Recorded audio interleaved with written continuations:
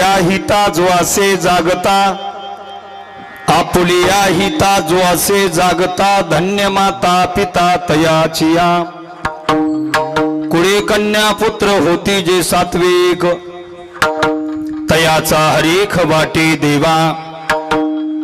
गीता भागवत करीती श्रवण, अखंड चिंतन विठोबाचे। कुळे कन्या पुत्र होती जे सात्विक, तयाचा हरीख वाटे देवा। तुका म्हणे मज घडो त्यांची सेवा, परी माझ्या दैवा पार नाही। कुळे कन्या पुत्र होती जे सात्विक, तयाचा हरीख वाटे देवा। विठाला विठाला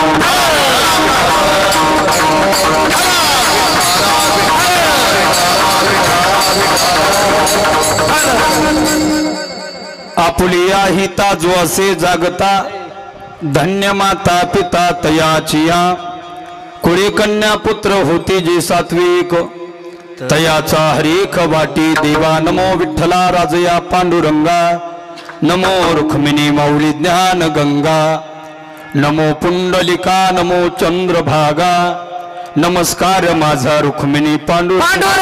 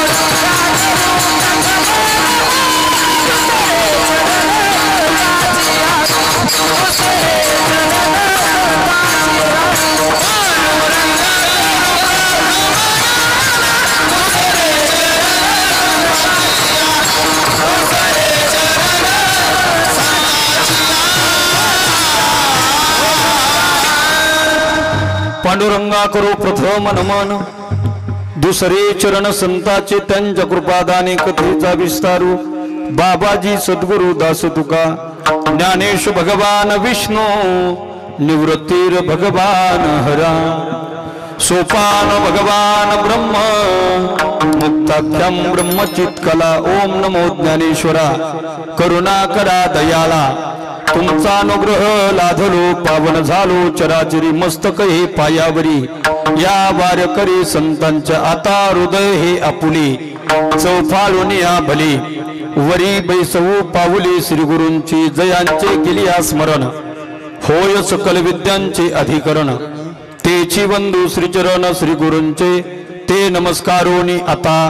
काय माझी वाणी मानेल संतांसी, रंजवू चित्तासी आपुलिया। वैराग्याचे महामेरू, श्रुते शास्त्र जया आदरू। ऐसे श्रीमंत श्री सद्गुरु जोग महाराज की जय। विठाला विठाला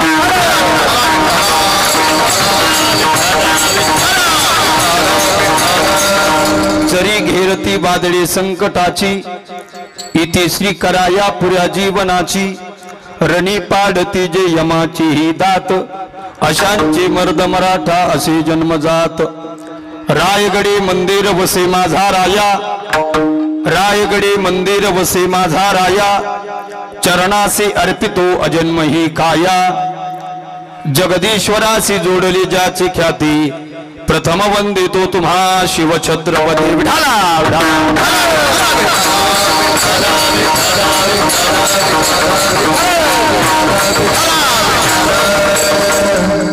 आपुलिया हिता ज्वासे जागता, धन्य माता पिता तयाचिया, कुळी कन्या पुत्र होती जी सात्विक, तयाचा हरीख वाटे देवा।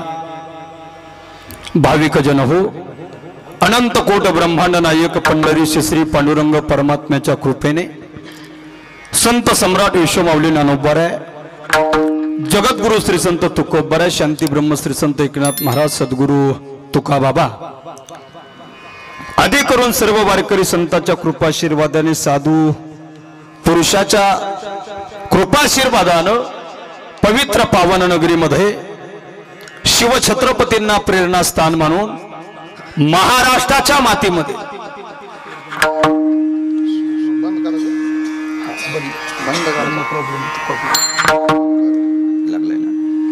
या महाराष्ट्राच्या मातीमध्ये छत्रपती शिवरायांना प्रेरणास्थान मानून क्षत्रिय आणि कुणबी मराठा समाजाला न्याय मिळावा यासाठी मनोज जरांगे पाटील नावाच्या योद्ध्यानं उभी केलेली चळवळ आणि त्याच चळवळीला पाठिंबा देण्याकरिता सकल मराठा समाज ताडहातगाव सर्कल, सकल मराठा समाज ताडहातगाव, त्याचबरोबर सर्व समाज बांधवाच्या आयोजनातून नियोजनातून सुरू असलेलं साखळी उपोषण आणि या साखळी उपोषणामध्ये आजचा ज्यांचा पहारा आहे समस्त सकल मराठा समाज बांधव पांगारखेडा यांच्या वतीनं आज मला या ठिकाणी बोलवण्यात आलं।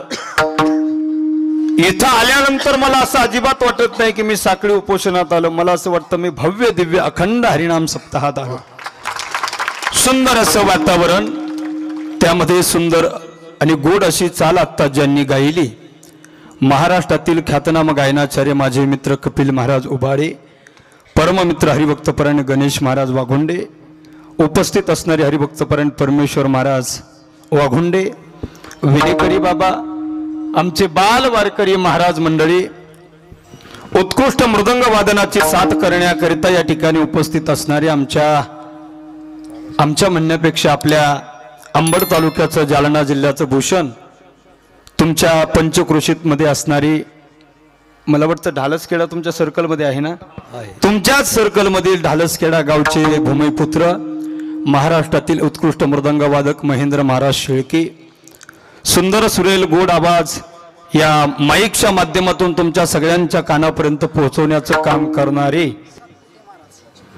सुंदर अशी साऊंड सिस्टम ज्यांची आहे असे सातपुते पाटील सिद्धेश्वर पिंपळगावकर, सुंदर असा आवाज ते देत आहेत। मी सांगतो साऊंड सिस्टम वाल्याचा स्वभाव किती मोकळा आहे वेगळं सांगावं लागत नाही, ते माईकला किती मोकळा आवाज देतात त्यावरून त्यांचा स्वभाव कळत असतो। मोकळ्या स्वभावाचे साऊंड सिस्टम वाले दादा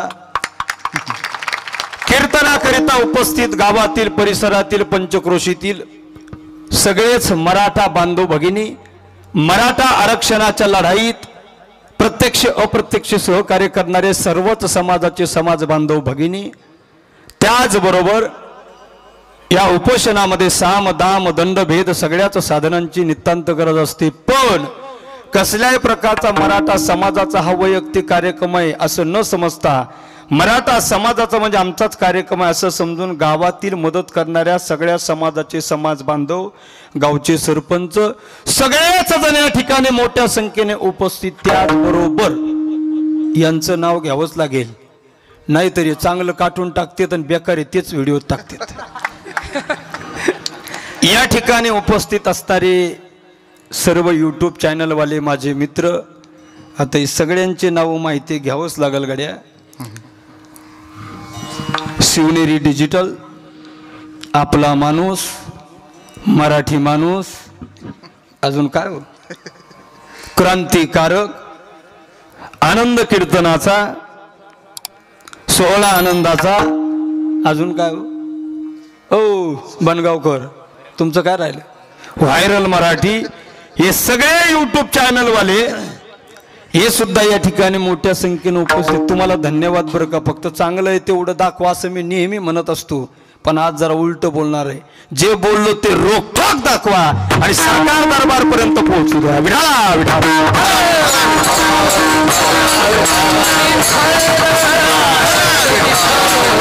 उपस्थित महिला मंडळ, पुरुष मंडळ, विशेषत्वानं आजूबाजूला वट्यावर बसलेले, पायऱ्यावर बसलेले, पाय लांबून बसलेले, पायाकडून बसलेले सगळेच तरुण मंडळ या ठिकाणी मोठ्या संख्येने उपस्थित आहेत.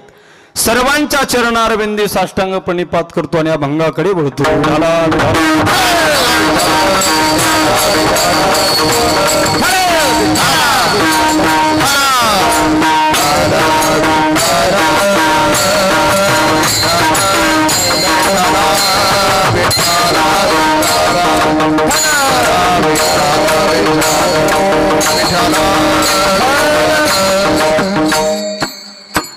आणि गेल्या 26 तारखेपासून चालत असलेल्या उपोषणामधील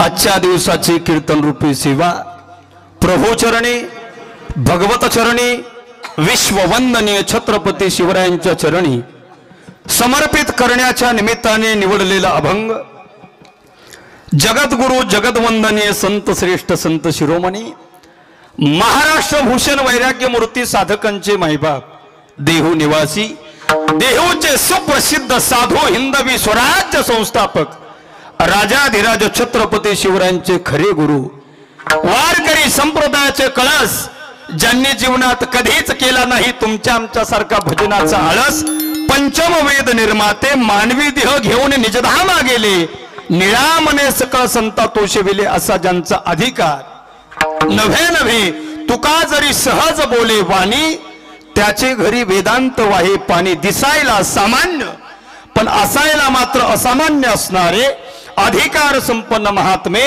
जगद्गुरु तुकोबा यांचा 4 चरणाचा अभंग सेवेकरिता निवडलेला असून आजच्या अभंगाच्या द्वारा जगद्गुरु श्री संत तुकोबा या भूतलावर जन्मलेल्या सात्विक कन्या पुत्रांच्या माता पित्याला धन्यता देता.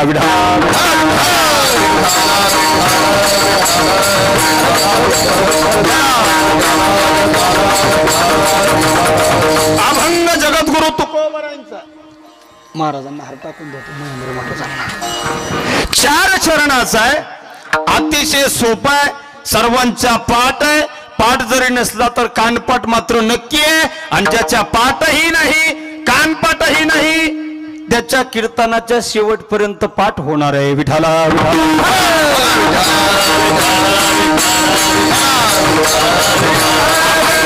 ओळी अशा जगद्गुरु तुकोबरा म्हणतात, जे आपल्या हिताच्या ठिकाणी जागे आहेत अशा सात्विक कन्या पुत्रांच्या माता पित्याला तुकोबरा धन्यता देतात.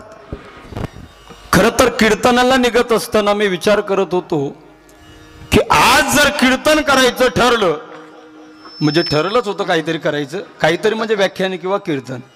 मग आज जर कीर्तन ठरलं तर अभंग कोणता निवडायचा? कारण कीर्तन तर आरक्षणाच्या साखळी उपोषणातलं. वर्णन कोणाचं करायचंय?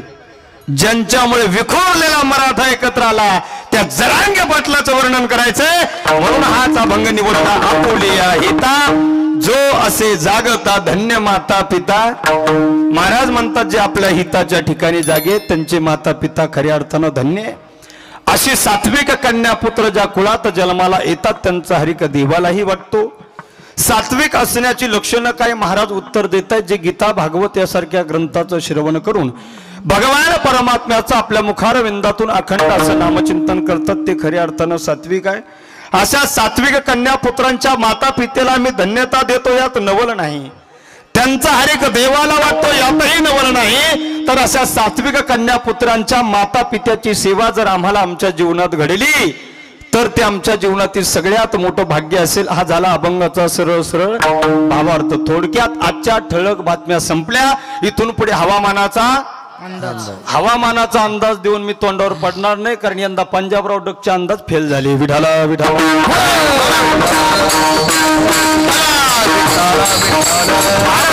सरळ भावार्थ तुम्हा सर्व मायबाप श्रोत्याला कळाला असं गृहीत धरून पुढे बोलायला काय हरकत? हरकत नसेल तर कीर्तनामध्ये 3 महत्वाच्या सूचनेचं पालन उपस्थित सर्व श्रोते मंडळी, महिला मंडळ, पुरुष मंडळ, तरुण मंडळ सगळ्यांनी करायचे। कीर्तनामध्ये पहिली सूचना, मोठमोठे फोकस लावलेले असल्यामुळे एवढ्या फोकसच्या प्रकाश झोतातून एकदा बसल्याच्या नंतर कुणी उठून जाण्याचा प्रयत्न करायचा नाही। बोलत जागड्या, कुणी उठून जाण्याचा प्रयत्न करायचा नाही। दुसरी सूचना विशेष करून महिला मंडळीसाठी, आता इथं येऊन बसलात एकदा तर घरचे राहिलेले धुणे भांडी इथं येऊन धुवायचे नाही, म्हणजे इथं येऊन गप्पा मारायच्या। तुम्ही महिला आहे का? काही नाही म्हणते तिकडे। आणि तिसरी महत्वाची सूचना सर्वांकरिता, कीर्तनामध्ये ज्या ज्या वेळी विठ्ठल विठ्ठल भजन येईल त्या त्यावेळी हाताने कुणीही टाळी वाजवायची नाही म्हणतात काही। ज्या ज्या वेळी मध्ये विठ्ठल विठ्ठल भजन येईल त्या त्यावेळी सर्वांनी मोठ्या प्रेमाने टाळी वाजवून भजन करायचे। विठ्ठला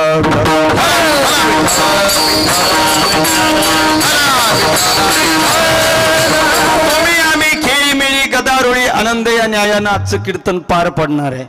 आणि आजच्या कीर्तनात फुल आनंद घ्यायचा बरं का गायनाचार्य मंडळी, कारण आजचं कीर्तन हे प्रबोधनाचं नाही बरं का। आजचं कीर्तन हे मराठा आरक्षण जनजागृतीचं कीर्तन आहे। आणि त्याच अनुषंगानं तुकोबरांचा अभंग मी आज सेवेसाठी निवडला। तुकोबराय म्हणतात, जे आपल्या हिताच्या ठिकाणी जागेत त्यांचे माता पिता खऱ्या अर्थानं धन्य आहे। महाराज, आपल्या हिताच्या ठिकाणी जागं राहणं म्हणजे काय? आपल्या हिताच्या ठिकाणी आतापर्यंत कोण कोण जागं राहिलं? हिताच्या ठिकाणी विशिष्ट कन्या किंवा पुत्र जागा राहत असेल तर धन्यता त्यांच्या माता पित्याला का? आपल्या हिताच्या ठिकाणी जागे राहतात आणि या कृतीमुळे देवाला त्यांचा हरिक वाटतो। एवढं कर्तृत्व तरी ते नेमकं काय गाजवतात? महाराज, ज्यांना तुम्ही सात्विक म्हणतात ते सात्विक असणाऱ्या कन्या पुत्रांची लक्षणं तरी नेमकी काय? महाराज, याच्याही पुढे जाऊन या सात्विक कन्या पुत्रांच्या माता पित्याची सेवा आम्हाला घडावी असं तोंड भरून शब्द तुम्ही वापरता।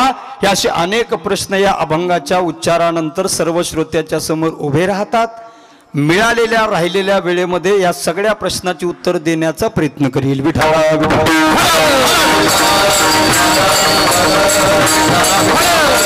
हित म्हणजे काय? कशाला म्हणावं हित? कोण असतो आपल्या हिताच्या ठिकाणी जागा? थोडं गांभीर्यानं बोलतो, थोडं अवघडातून सोप्याकडे जातो। चेहरे गंभीर करू नका, सर्वांगाचे कान करून ऐका। हित कशाला म्हणावं? कशामध्ये खरं हित आहे? महाराज म्हणतात, प्रत्येक मनुष्य संसार रूपी सागरात बुडत चाललाय। प्रत्येक मनुष्य भवसागरात बुडत चाललाय आणि बुडत चालणाऱ्या प्रत्येक जीवाला तारून नेण्याचं काम करतायत, तर त्यांचं नाव आहे संत। बुडत हे जन न देखावे डोळा, भवसागरात बुडणाऱ्या प्रत्येक जीवाला तारून नेण्यासाठी अहोरात्र जागृती करण्याचं काम संत करतात। तरी तो जीव परमार्थाच्या दिशेनं न जाता संसाराच्या दिशेनं जातो। संसारामध्ये जमवत असलेली माया, संसारामध्ये कमवत असलेला पैसा, संसारामध्ये जमवत असलेले नातलग नाते गोते, आणि जेवढं काय तो संसारात वस्तूंचा समुदाय समुच्चय गोळा करतो, ती प्रत्येक गोष्ट, प्रत्येक वस्तू, प्रत्येक व्यक्ती आणि प्रत्येक वेळ नाशिवंत आहे। हे कोणत्याच जीवाला कळालं नाही आणि त्यांना कळावं म्हणून प्रत्येक संताचं जीवन आणि त्यांची अवलंबणी आहे। संतांनी वेळोवेळी सांगितलं, या भूतलावर जन्मलेल्या प्रत्येक जीवाला जीवनामध्ये एका गोष्टीची अपेक्षा आहे, त्या गोष्टीचं नाव आहे सुख। मज लागी दुःख व्हावे ऐसे कोणी भावे ना जीवे। मला दुःख व्हावं, माझ्यावर संकट यावं, मला कोरोना व्हावा, मला चिकनगुन्या व्हावा, मला स्वाईन फ्लू व्हावा, मला डेंगू व्हावा, मला निमोनिया व्हावा। ते कोरोना नंतर कोणता आलतो? मला हा आजार व्हावा, जगात कोणालाच वाटत नाही, पण झाल्याशिवाय राहत नाही। मी दुःखी असावं असं कोणालाच वाटत नाही, पण दुःख आपल्या पदरात पडल्याशिवाय राहत नाही। सुख पाहता जावा पाले, सुख पाहता जावा पाले, सुख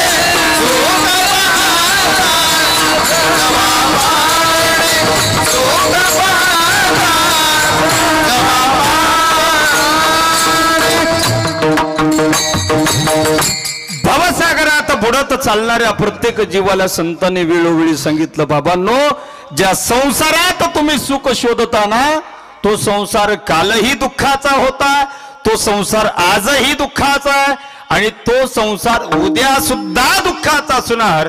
आणि दुःख रूपी संसारात तुम्ही सुख शोधताय म्हणजे सुख शोधण्याचा तुमचा मार्ग चुकतोय, तुमचा रस्ता चुकतोय. संतांनी वेळोवेळी सांगितलं पण माणसांनी ऐकलं. मार्ग दाबून गेले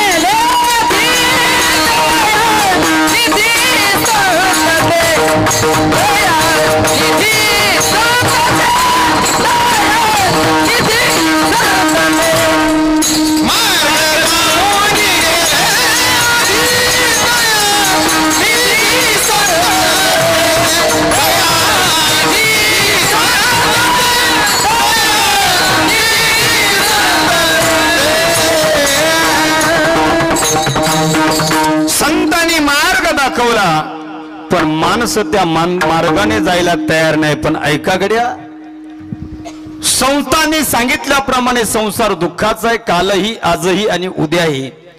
परंतु माणसं संसार दुःखाचा असताना सुद्धा या सुख शोधण्याचा प्रयत्न करतात. जे सोबत येणार नाही ती माया जमवण्याचा जीवनभर प्रयत्न करतात. पैसा कुणाच्याच सोबत आला नाही पण पैशाच्या मागे लागल्याशिवाय कुणीच राहत नाही. सगळे पैशाच्या मागे लागतात महाराज. आतापर्यंत या पैशानं संसारिक व्यक्तीला कुठेही सुख दिलं नाही. संसारात पैसा कमवणारा व्यक्ती पैसा कमवून कुणी सुखी झाल्याचं अद्याप एकही उदाहरण नाही. जर एखादा म्हणत असेल माझ्याकडे पैसा आहे म्हणून मी सुखी आहे, तर त्याच्यासारखे लबाड कुणीच बोलत नाही. पैसा आल्यानं कुणाचं आयुष्य वाढलं असं आम्ही जगात कधी ऐकलं?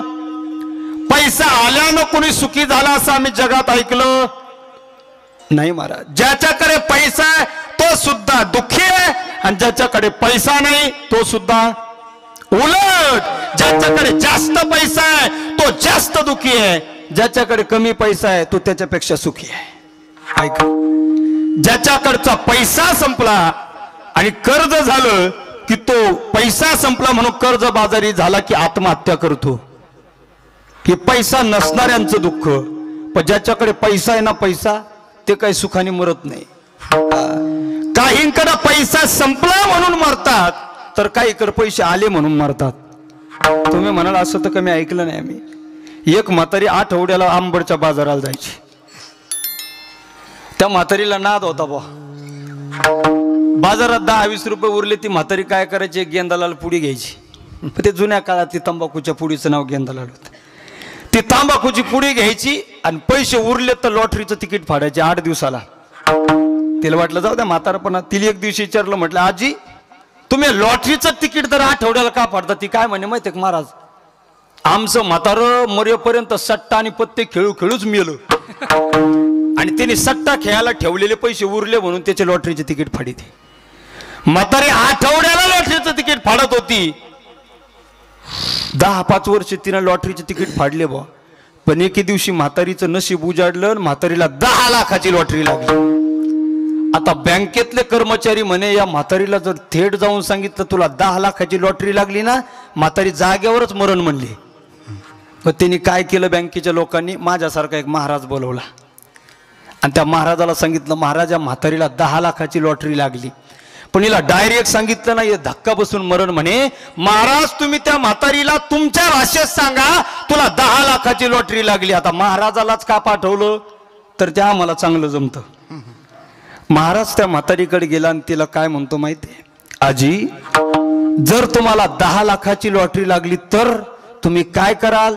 आजी म्हणे, बाई महाराज एवढ्या आटाआटीत, एवढ्या दुष्काळात, पाऊस नाही, प्यायला पाणी नाही, आता बाजारात जायला पैसे नाही, काहीच नाही, आणि एवढ्या आटाआटीत जर मला 10 लाखाची लॉटरी लागली ना महाराज तर मी 5 लाख तुम्हालाच देईन. महाराजच मेला.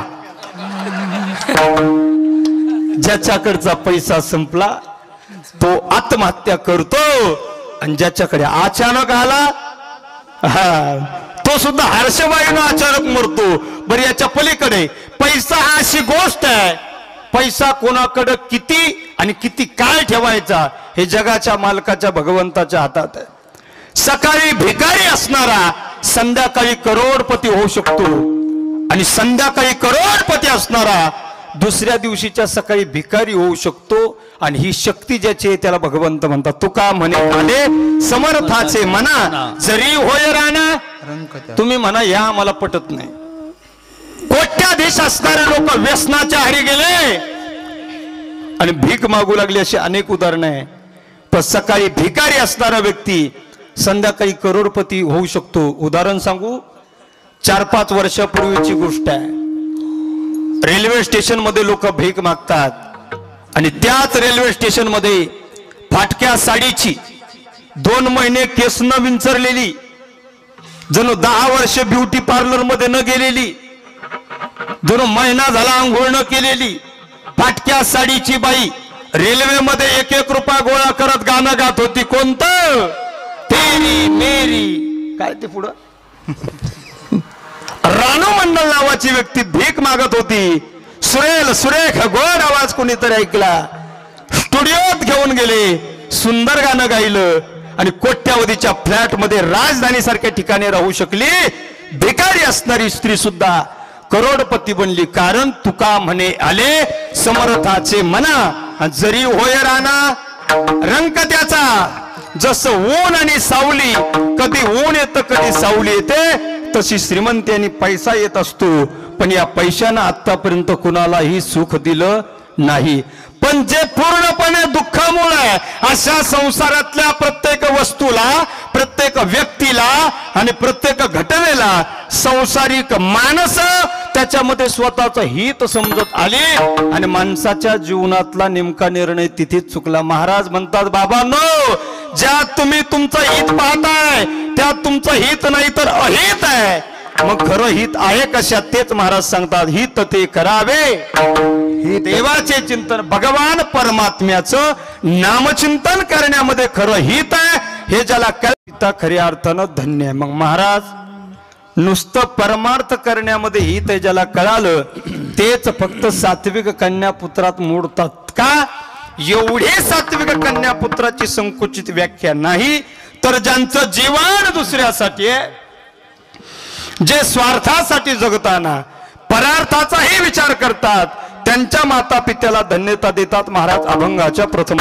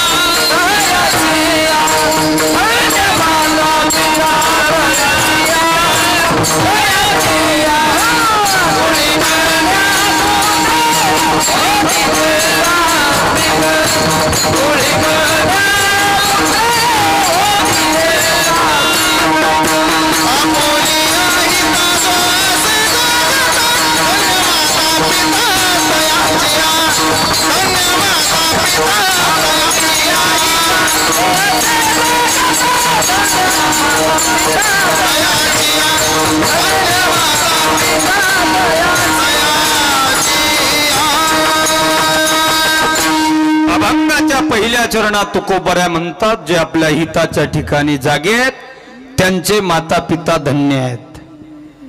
हिताच्या ठिकाणी विशिष्ट कन्या किंवा पुत्र जागा राहत असेल तर धन्यता त्यांच्या माता पित्याला का?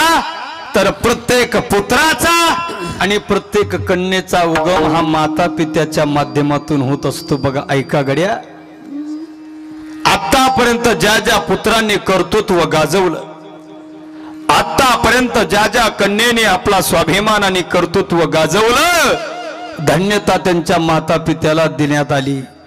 ज्यांनी नाव कमावलं, माय बापाचं कमावलं, आणि ज्यांनी गमावलं ते सुद्धा माय बापाचं गमावलं. ऐका गड्या, 350 वर्षापूर्वी याच महाराष्ट्राच्या पवित्र आणि पावन मातीमध्ये 18 पगड जातीच्या लोकांसाठी, 18 पगड जातीच्या लोकांच्या रयतेच्या डोळ्यावर सुखाचं छत्र धरावं यासाठी राजाधिराज छत्रपती शिवरायांनी हिंदवी स्वराज्याची स्थापना केली होती. आज शिवरायांच्या अगोदर आम्हाला जिजाऊ मासाहेबांना वंदन करावं लागतं. फर्जन शहाजीराजेंचा नाव घेऊन गौरव करावा लागतो, कारण आमची परंपरा धन्य माता पिता तयाची. आणि आपल्या माता पित्याला धन्यता मिळावी त्यासाठी कर्तृत्व सुद्धा जगा वेगळं गाजावं लागतं. 350 वर्षापूर्वी या महाराष्ट्राच्या मातीमध्ये छत्रपती शिवरायांनी हिंदवी स्वराज्याची स्थापना केली. कशी होती परिस्थिती, कसा होता काळ, कशी होती ती दुर्दैवी अवस्था. घरट्यातील पक्षी सुरक्षित नव्हते की गोठ्यातील जनावर सुरक्षित नव्हते, मंदिरातील देवदेवतांच्या मूर्ती सुरक्षित नव्हत्या की घराघरातील माता भगिनी सुरक्षित नव्हत्या. जिकडं तिकडं आकांत मांडला होता दुश्मनाने, आकांत. आणि अशा आकांत मांडलेल्या दुर्दैवी परिस्थितीमध्ये ज्याने स्वतःच्या मनगटाच्या जोरावर हिंदवी स्वराज्याची स्थापना केली, औरंग्या घायाळ केला, अफजल्याचा कोथळा काढला, शाहिस्त्याची बोट छाटली, आणि अशा सर्व दुश्मनांचा नाश करून सह्याद्रीचा चक्रवर्ती सम्राट झाला. अशा धर्मवीर, कर्मवीर, शूरवीर, दानवीर छत्रपती शिवरायाला सर्वांनी जोरदार टाळ्या वाजवून मानाचा मुजरा करायचा अशा छत्रपती शिवरायांनी 350 वर्षापूर्वी या महाराष्ट्राच्या मातीमध्ये हिंदवी स्वराज्याची स्थापना केली, कर्तृत्व गाजवलं. आणि त्याच वेळी कुठंतरी म्हटलं गेलं धन्य माता पिता. त्याचमुळे त्यांच्या माता पित्याला धन्यता तुकोबारायसारख्या संतांच्या वचनातून द्यावी लागते. या पाठीमाग त्यांनी गाजवलेलं कर्तृत्व आहे. विठाला विठाला.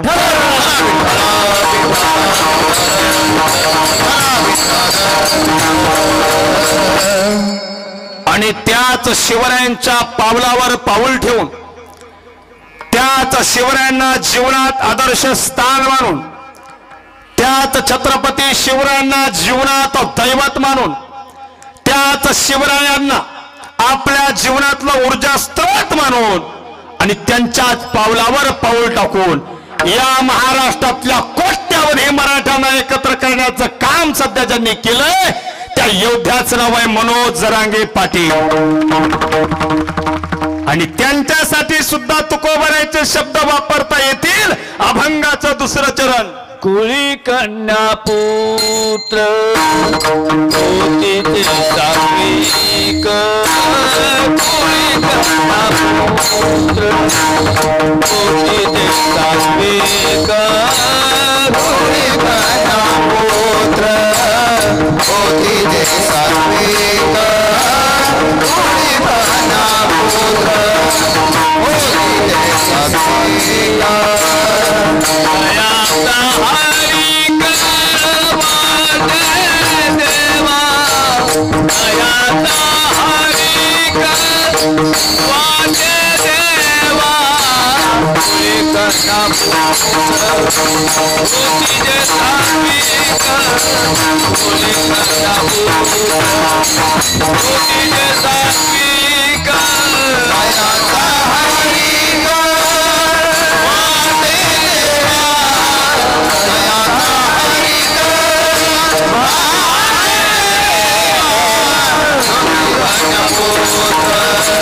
होती सात्विक. Holy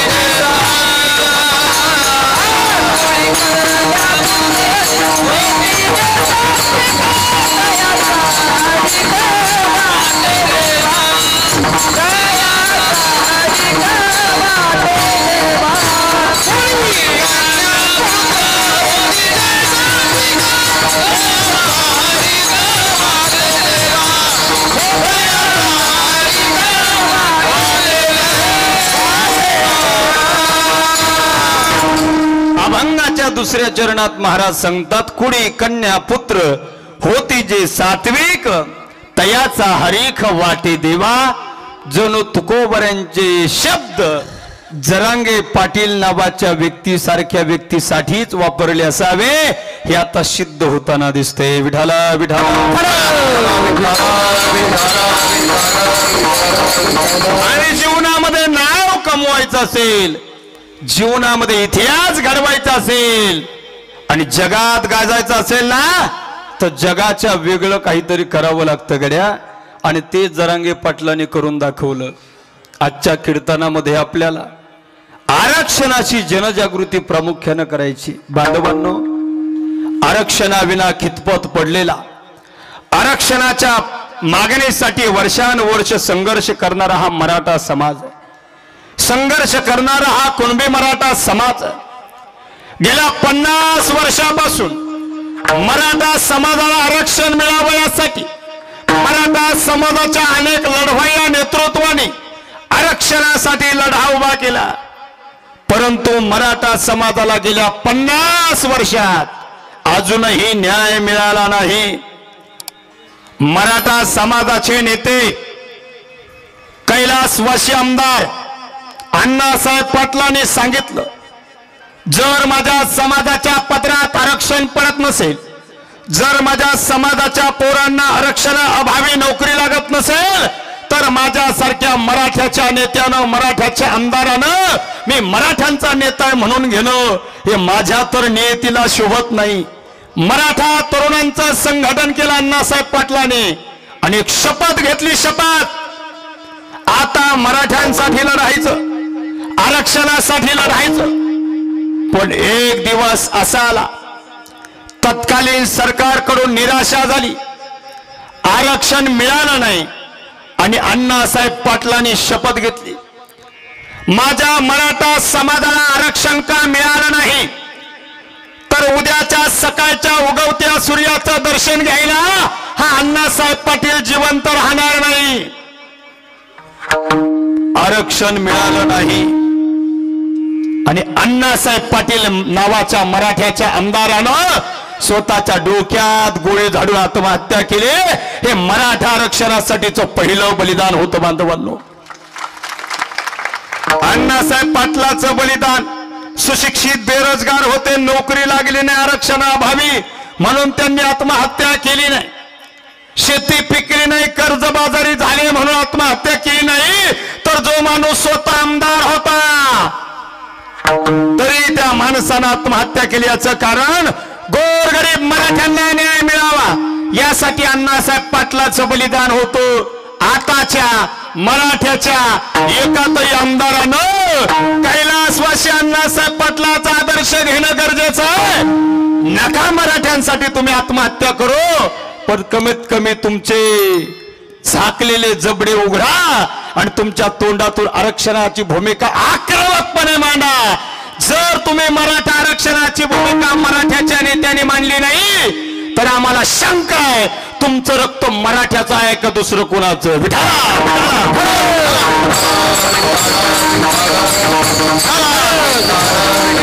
अण्णासाहेब पाटलाचं बलिदान झालं, मराठ्यांना आरक्षण मिळालं नाही. अनेक दिवस आरक्षणाच्या प्रश्नावरती विरजन पडलं.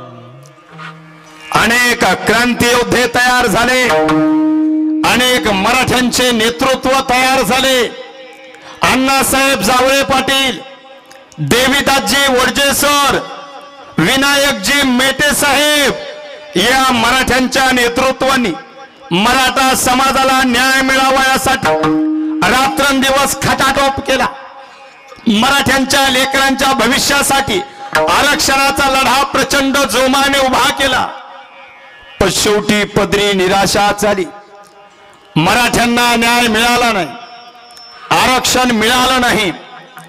आणखी काय आरक्षणाचं घोंगडं भिजत राहिलं. मराठा समाज पूर्वापार प्रमाणे आरक्षणापासून वंचित राहिला. बरीचशी वर्ष मध्ये निघून गेली आणि याच शिवछत्रपतींच्या महाराष्ट्रात अहमदनगर जिल्ह्यातील कर्जत तालुक्यातील कोपर्डी या ठिकाणी एक दुर्दैवी घटना घडली। श्रद्धा बबनराव सुद्रिक नावाच्या मराठा समाजाच्या आमच्या ताईवरती अन्याय अत्याचार आणि बलात्कार करून तिची निर्घृणपणे हत्या करण्यात आली। या घटनेचा निषेध करण्याकरिता महाराष्ट्रातील लाखो मराठा एकवटला आणि मराठा आरक्षणासाठी आणि कोपर्डीतील घटनेचा निषेध करण्यासाठी मराठ्यांनी लाखोच्या संख्येने मोर्चे जिल्ह्याच्या ठिकाणी काढले। त्या मोर्चाला नाव देण्यात आलं मराठा क्रांती मूक मोर्चा। मूक मोर्चाच्या माध्यमातून लाखो मराठे एकवटले आणि मराठ्यांच्या पोरांना वाटू लागलं आपण लाखोच्या संख्येने एकवटलो, आता आपल्याला नक्की न्याय मिळेल, आरक्षण मिळेल। अनेक मागण्या मराठ्यांच्या मोर्चात झाल्या। त्यातील 2 महत्वाच्या मागण्या। मागणी क्रमांक 1, कोपर्डीतील श्रद्धाताईवर अमानुष अत्याचार करणाऱ्या नराधमांना फाशीची शिक्षा व्हावी। आणि मागणी क्रमांक 2, मराठा समाजाची आरक्षणाची मागणी तात्काळ पूर्ण करण्यात यावी। पण तत्कालीन सरकारनं मराठ्यांची एकही मागणी पूर्ण केली नाही आणि मराठ्यांना गाजर दाखवण्याचं काम केलं। मराठा क्रांती मूक मोर्चे 58 झाले, लाखो मराठे एकवटले, पण शेवटी पदरात निराशा पडली। पण शांत बसतील ते मराठे कसले? मराठे पुन्हा एकदा जोमाने पेटून उठले आणि मराठ्यानं नवी ललकार त्या ठिकाणी मांडली आणि मराठा क्रांती ठोक मोर्चा या नावानं मराठ्यांच्या आंदोलनाचं दुसरं पर्व सुरू झालं।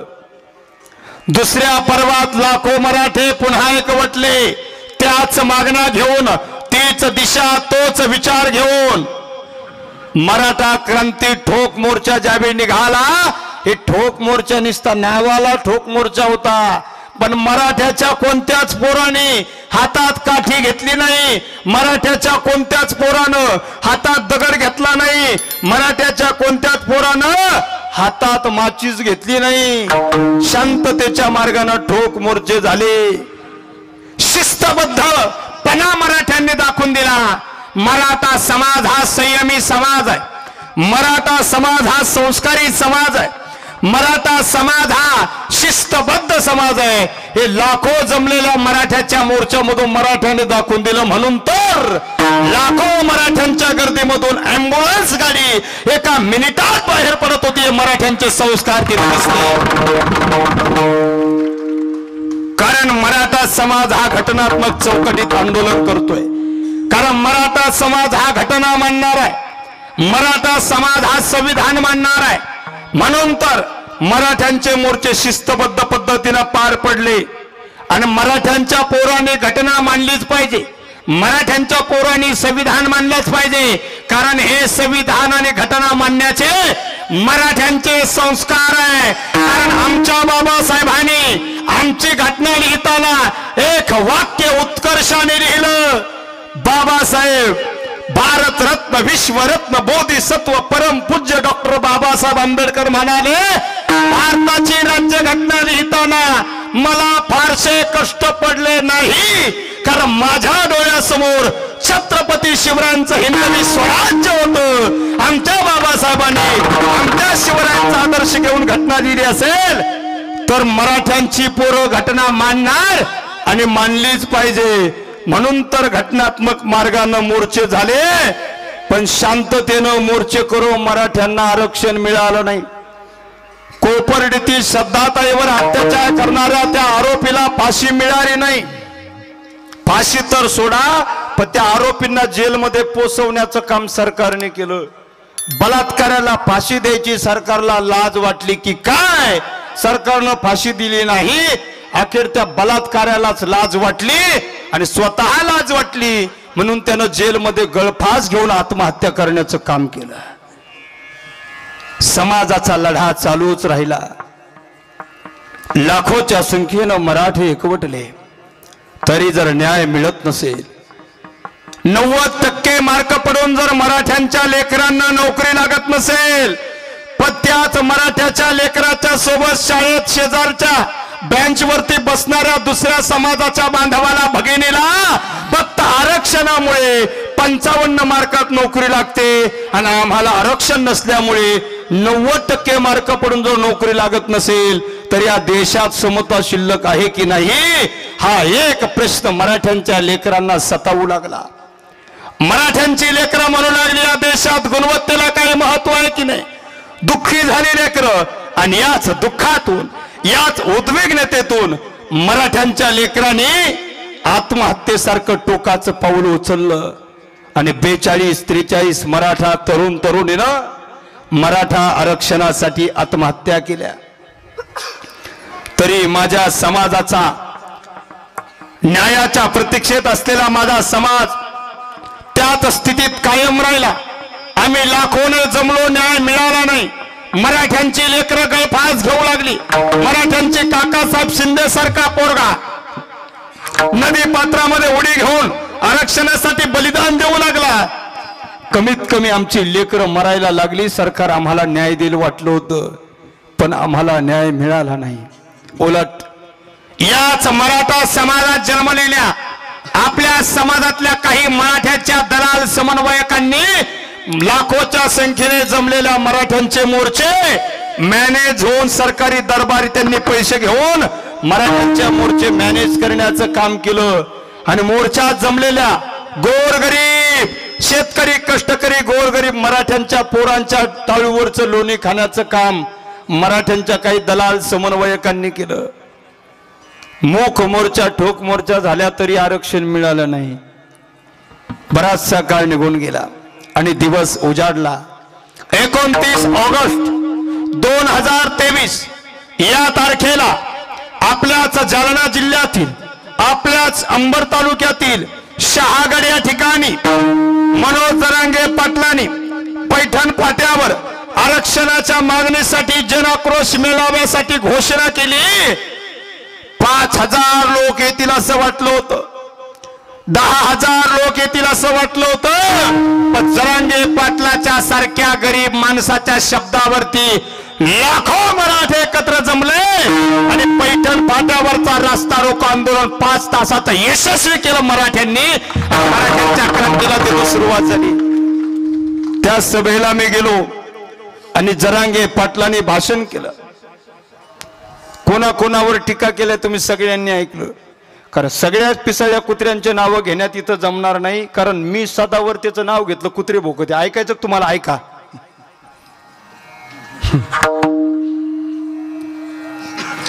खोटं बोलत नाही तेव्हा शपथ आपण ते योगायोग समजा काही दररोज येते ते माझ्या मुलावरच आहे। जरांगे पाटलांनी अनेकावर टीका केली आणि त्यानंतर जरांगे पाटलांनी एक वाक्य सांगितलं, आज दुपारच्या 1 वाजेपर्यंत आरक्षणाच्या संदर्भात सरकारनं निर्णय घेणं अपेक्षित आहे। जर का निर्णय घेतला नाही आज दुपारच्या 1 वाजता एक तर मराठ्यांच्या आरक्षणाची विजय यात्रा निघेल, नाही तर मनोज जरांगेची अंत्ययात्रा। सरकारचा निरोप आला नाही, आरक्षण मिळालं नाही, आंदोलन संपलं, आम्ही आमच्या घरी पोहोचलो। जरांगे पाटील सुद्धा घरी पोहोचले असतील वाटलं होतं। घरी आलो आणि टीव्हीला बातमी पाहिली, जरांगे पाटील घरी गेले नाही तर सराटी अंतरवालीत जाऊन आमरण उपोषणाला बसली आणि शपथ घेतली, जोपर्यंत महाराष्ट्रातील मराठ्यांच्या लेकरांना आरक्षण मिळत नाही तोपर्यंत मी स्वतःच्या मुलाबाळाचं तोंड सुद्धा पाहणार नाही। हे शपथ घेऊन हा महात्मा सराटी अंतरवालीच्या भूमीत उपोषणाला बसले। पण सरकारनं विचार केला, ज्या मनोज जरांगेच्या शब्दावरती एका दिवसात केलेल्या घोषणेवर 1 लाख मराठे शहागडला जमा होतात। हे मनोज जरांगे जर आमरण उपोषणाला बसले ना तर महाराष्ट्रातल्या कोट्यवधी मराठ्यांना एकत्र केल्याशिवाय राहणार नाही। सरकारच्या पायाखालची माती दुसऱ्या दिवशी सरकली आणि उपोषणाच्या दुसऱ्या दिवशी 30 ऑगस्टला सराटी अंतरवालीत मध्यरात्री 2 वाजता पोलिसांचा फौजफाटा आला। जरांगे पाटलांना उपोषण सोडण्याकरता विनंती केली। पाटलांनी सांगितलं सोडणार नाही जोपर्यंत आरक्षण भेटत नाही। पोलीस माघारी गेले। उपोषणाच्या तिसऱ्या दिवशी संध्याकाळी 4 ते 5 वाजेच्या वेळेला पोलिसांचा फौज फाटा अंबर करून आंतरवालीकडे रवाना झाला. बातमी वाऱ्यासारखी पसरली. आंतरवालीत बातमी पोहोचली. जरांगे पाटील आणि तिथलं सगळं महिला मंडळ, पुरुष मंडळ, तरुण मंडळ स्तब्ध झालं आणि त्यांनी विचार केला, हे पोलीस एवढ्या संख्येने येतात त्यार्थी जरांगे पाटलाला उचलून नेण्याचा डाव आहे. सावधान झाले माणसं. पाटील स्टेजवर झोपलेले होते. ऐका ऐका, पाटील स्टेजवर झोपलेले होते. महिला मंडळ चोहोबाजूनी बसलेल्या होत्या. स्टेजवर बॅनर होता. महिला मंडळीला कळालं हे जरांगे पाटलांना उचलणार. महिला मंडळीने युक्ती केली आणि बायांचे डोके माणसाच्या पुढे 2 पावलं असते कधी पण. हो, महिला मंडळीने स्टेजवरचा बॅनर मध्यभागी फाडला. जरांगे पाटलाला पाठीमागच्या बाजूने काढून दिलं आणि दुसरे जरांगे पाटील त्यांच्या ठिकाणी झोपवले. अंगावर शाल टाकली. पोलिसांचा फौज फाटा अंतरवालीत आला. स्टेज कडे आले. जरांगे पाटलांना उचललं, पण कोणत्या स्टेजवरच्या. पण या घटनेचा प्रतिकार करण्याकरता मराठ्यांची पोरं पुढे आली. मराठ्यांच्या पोरावर लाठी हल्ला करण्याचं काम पोलिसांनी केलं. या घटनेचा प्रतिकार स्टेजवर बसलेल्या महिला मंडळ करत होत्या. महिला मंडळीच्या डोक्यात काठी मारण्याचं काम पोलिसांनी केलं. पोलीस एवढ्यावर थांबले नाही. शेजारच्या मंदिरात हरिपाठ चालू होता. महिला मंडळी हरिपाठ म्हणत होत्या. एका हातानं माता माऊलीच्या गळ्यातला टाळ काढावा, दुसऱ्या हातानं तिच्या डोक्यात काठी मारावी, असं महापाप पोलिसांनी सराटी अंतरवालीत केलं. मराठ्यांच्या लेकरांचं रक्त सांडलं. याही घटनेचा प्रतिकार मराठ्यांची पोरं करू लागली. पोलीस तेवढ्यावरही थांबले नाही. पोलिसांनी लढणाऱ्या मराठ्यांच्या पोरावरती गोळीबार करण्याचं काम केलं. अरे छातीत गोळ्या चलून सुद्धा जे माघार घेत नव्हते ते मराठ्यांच्या सळसळत्या रक्ताचे तरणेबाण पोरं होते. पोरं माघार घेत नव्हते. एका पोराला 24 गोळ्या लागल्या. किती? त्या पोराला छत्रपती संभाजीनगरच्या गॅलेक्सी हॉस्पिटल मध्ये दाखल करण्यात आलं. तो पोरगा डॉक्टरला काय म्हणत होता माहितीये का? डॉक्टर साहेब, काय गोळ्या राहिल्या माझ्या शरीरात तेवढ्या काढून घ्या, नाहीतर तशाच राहू द्या.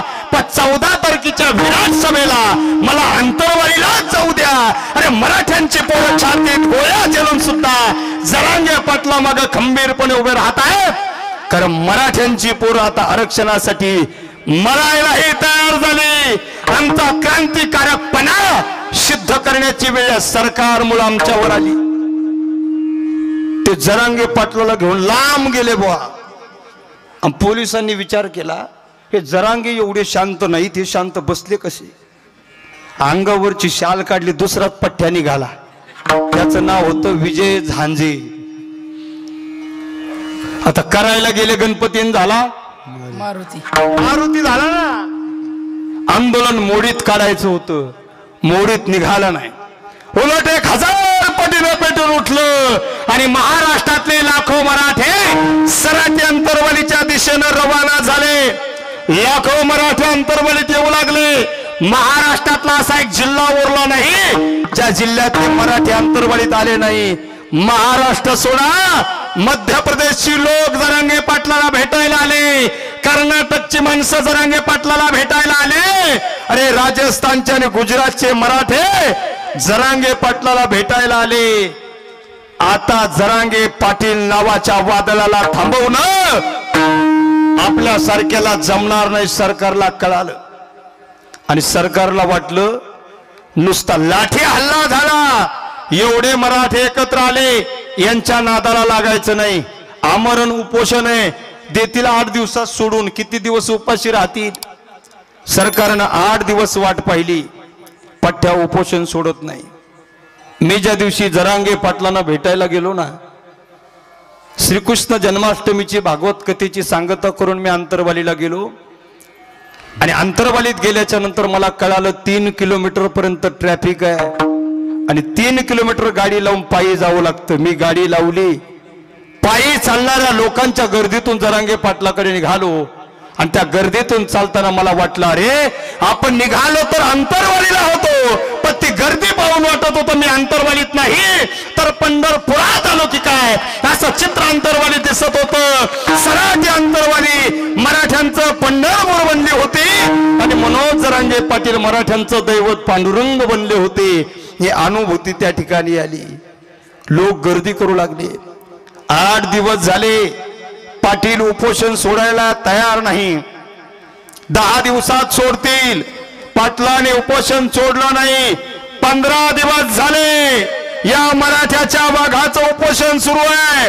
आता तर पाणी पिणंही सोडलं, सलाईनही सोडली, वैद्यकीय उपचारही सोडले आणि सरकारच्या पायाखालची माती पुन्हा एकदा सरकली. नुसता लाठी हल्ला झाला तर लाखो मराठी अंतरवालीत येतात. या मराठ्याच्या नेत्याचं दैवताच्या जीवाचं काही बरं वाईट झालं ना तर हे मराठी आपल्याला घराच्या बाहेरही पडू देणार नाही. सरकारच्या पायाखालची माती सरकली आणि राज्याच्या मुख्यमंत्र्याचा उपोषणाच्या 15व्या दिवशी जरांगे पाटलांना फोन आला. जरांगे पाटील आणि उपोषण आपण सोडलं पाहिजे. आपली समाजाला गरज आहे. आपल्यासारख्या लढवय्या नेतृत्वाची समाजाला गरज आहे. आपण पाणी घ्या, आपण जेवण करा, आपण तब्येतीची काळजी घ्या आणि उपोषण सोडा. आता राज्याच्या मुख्यमंत्र्याचं शिंदे साहेबाचं आमच्यावर लई प्रेम आहे हो, पण कोरडं प्रेम आहे. हातात काहीच नाही, प्रेम आफाटे. भाऊ तू जेवला का? नाही. बर बर बर. मग विचारलं कशाला? तुझ्याकडे काही खायला द्यायला आहे का बुवा? नाही. मग विचारतो कशाला? लई प्रेम आहे त्यांचं कोरडं. पाटलांनी सांगितलं उपोषण सोडत नसतो. त्यावेळेला मनोज माझा ऐकावं लागेल. शिंदे साहेब 2-3 वेळा ऐकलं तुमचं, आता नाही ऐकणार. आरक्षणाचा मुद्दा महत्वाचा. आरक्षण भेटल्याशिवाय उपोषण सोडणार नाही. राज्याच्या मुख्यमंत्र्यांना सांगितलं आरक्षणाच्या बाबतीत लवकरात लवकर पाऊल उचलतो, तुम्हाला ठोक आणि खरं आश्वासन देतो आणि उपोषण सोडण्याकरता उद्या येतो. जरांगे पाटील म्हटले शिंदे साहेब आमचा तुमच्यावर फार मोठा विश्वास आहे, या. उपोषणाच्या 16व्या दिवशी शिंदे साहेब अंतरवालीत येणार ठरलं. वेळ ठरली संध्याकाळी 5:30 वाजेची. 5 वाजले. अर्ध्या तासात मुख्यमंत्री येणार ठरलं आणि अचानक टीव्हीला बातमी आली मुख्यमंत्री एकनाथ शिंदे यांचा दौरा अचानक रद्द. कसं काय? मराठ्यांच्या नेतृत्वाला कोट्यावधी मराठ्यांना दिलेला शब्द मोडून राज्याचे मुख्यमंत्री दौरा अचानक कसं काय रद्द करतात? त्याचं कारण समोर आलं. कारण ज्या दिवशी मुख्यमंत्री येणार होते दौरा रद्द करण्याचं कारण असं होतं, त्याच दिवशी सोशल मीडियावर एक व्हिडिओ व्हायरल झाला होता. त्या व्हिडिओत 3 माणसं वर्षा बंगल्यावर आरक्षणासंदर्भात पत्रकार परिषद घ्यायला निघाले होते. 3 माणसं होते. 3.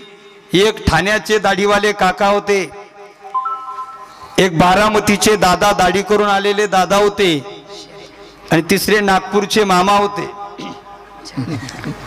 कळलं? नाव घेतो ना काका दादाच. मराठ्याला जीव लावतात ना ते.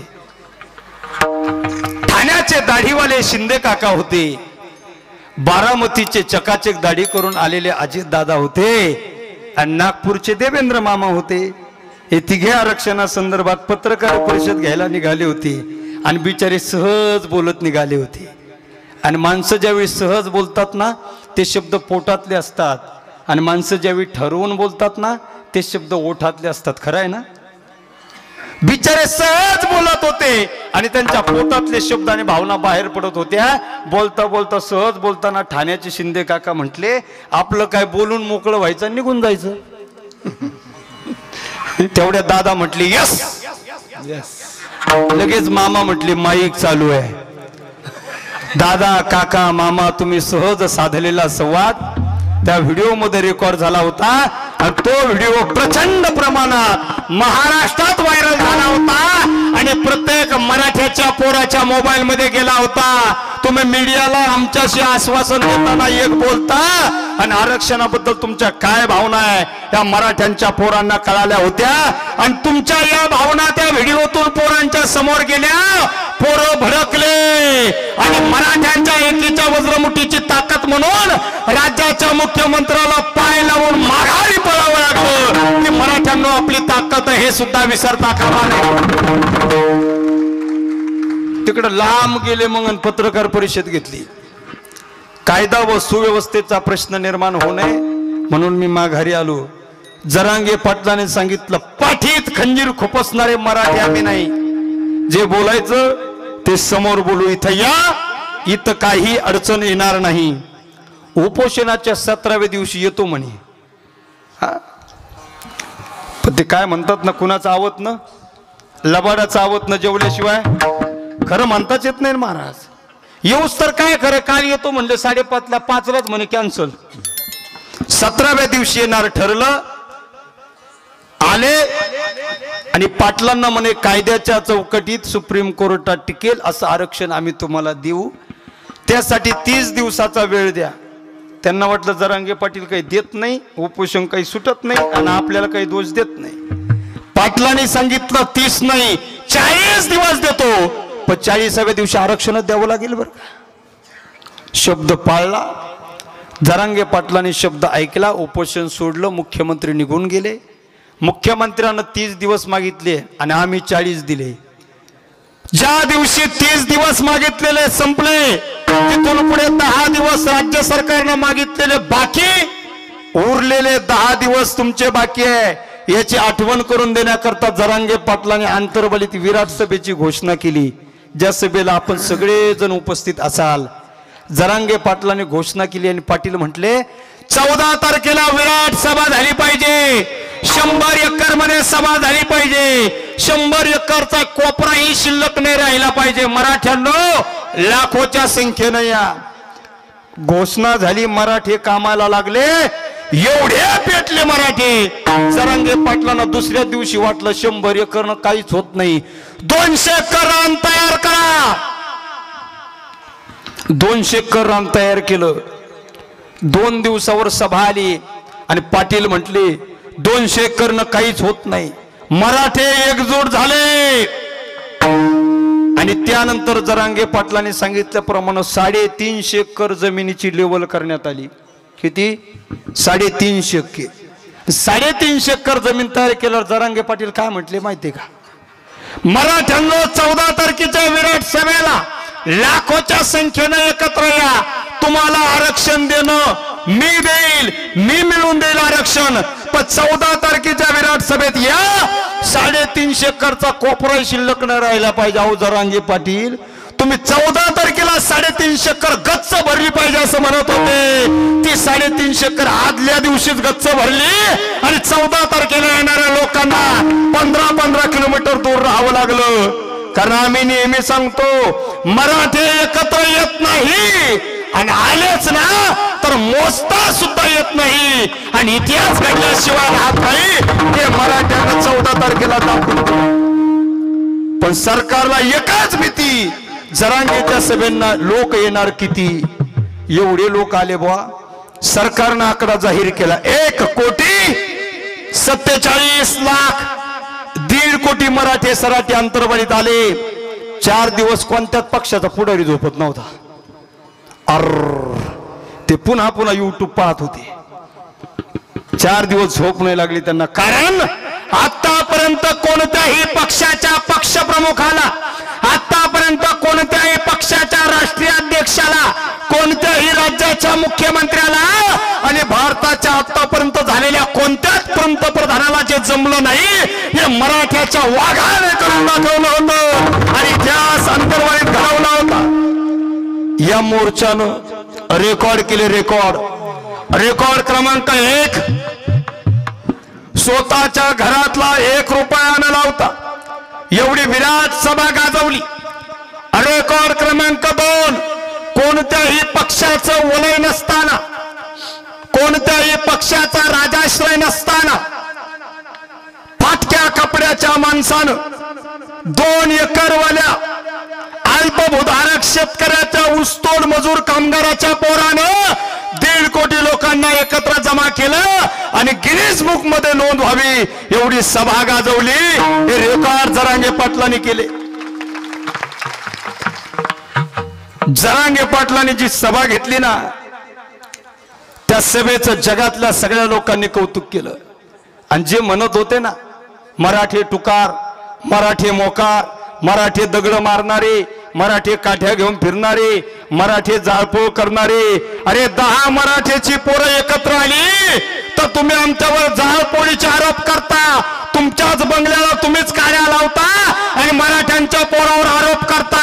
मराठे टुकार असते, मराठे मोकार असते आणि मराठे जर घटना मानणारे नसते तर 1.5 कोटी मराठे एकत्र जमून अशी शांतता जगात कुणाला बघायला मिळाली नसती. एवढी शांतता मराठ्याने दाखवून दिली. जो पोलीस मला लाठी हल्ल्यानंतर भेटला होता ना, तो म्हणे पोरांनीच आमच्यावर दगडफेक केली.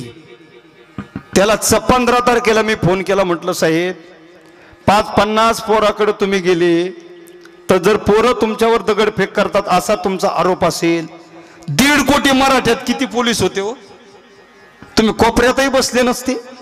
पण आम्ही आमची शिस्त दाखवली आणि सभा गाजून दाखवली. सरकारने दिलेले 30 दिवस संपले, 10 दिवस शिल्लक राहिले. आता 10 दिवस राहिले. सरकारनं निर्णय घेणं अपेक्षित होतं, पण सरकारनं निर्णय घेतला नाही. एकनाथ शिंदे साहेबांना शब्द दिला होता 40 दिवसात देतो, आरक्षण दिलं नाही. राज्याच्या मुख्यमंत्र्यांना मराठ्यांना दिलेला शब्द पाळला नाही, पण मराठ्याच्या दैवतानं जरांगे पाटलानं दिलेला शब्द पाळला आणि त्यांनी सांगितलं होतं 40 दिवसात का आरक्षण दिलं नाही तर 41व्या दिवशी मी कठोर उपोषणाला बसेल. शब्द पाळला आणि उपोषणाला 41व्या दिवशी बसले. विठाला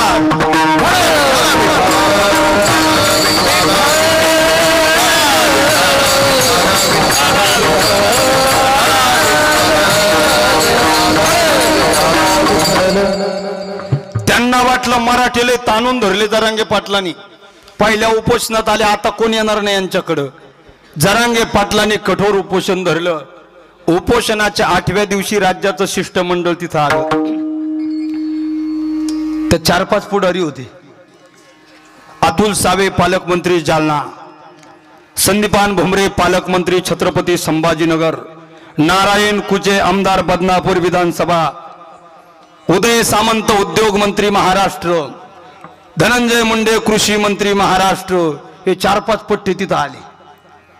सरकारच्या विनंतीला मान देऊन मराठ्याच्या नेतृत्वानं उपोषण सोडलं आणि 24 डिसेंबर पर्यंत वेळ दिली. आता वेळ दिली, सरकारच्या शिष्टमंडळाचा मोठेपणा राखला.